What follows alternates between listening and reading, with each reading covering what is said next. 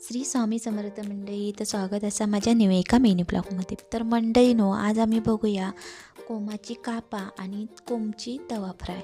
तर पिया आमचा लाजा होता की आपणा व्हिडिओत घेऊ नको म्हणा.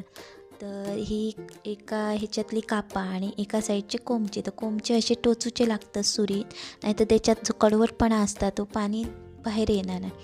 तर पियानं आमच्या कोंबचे टोचून देपर्यंत मी म्हटलं कापांका खोबरा मीठ घालून जरा हे करून घेते, लावून घेते. तोपर्यंत लागणारा साहित्य पण बघा, कोथिंबीर, खोबरा, मोहरी, कांदा आणि मिरची. आणि त्यांका बरा खोबरा आणि मीठ चुरडून घेतलं आहे. पियाक म्हटलं बघ पिया लागला काय मीठ, तर पिया म्हणाक लागला होय मीठ लागला. तर तोपर्यंत मी फोडणीक पण दिले ती कापा, मिरची, मोहरी आणि कांदो. तर अशा प्रकारे माझी कापा पण करून झालेली बघू शकताय तुम्ही.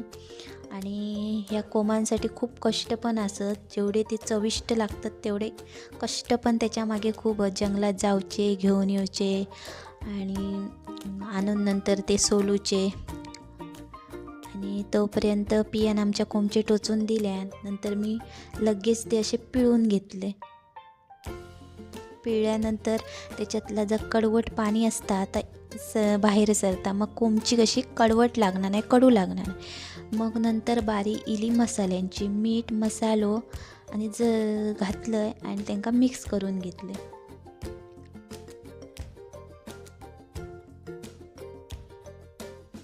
एक तवो ठेवलं आणि तव्यात जरासं तेल घातले आणि कोंबचीवर घालून घेतले.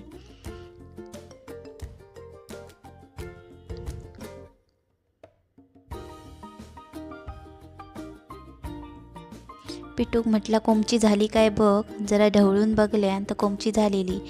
तर असं होतं आजचं माझं मिनी ब्लॉग. आवडल्यास लाईक आणि सबस्क्राईब करूक तेवढा विसरू नको.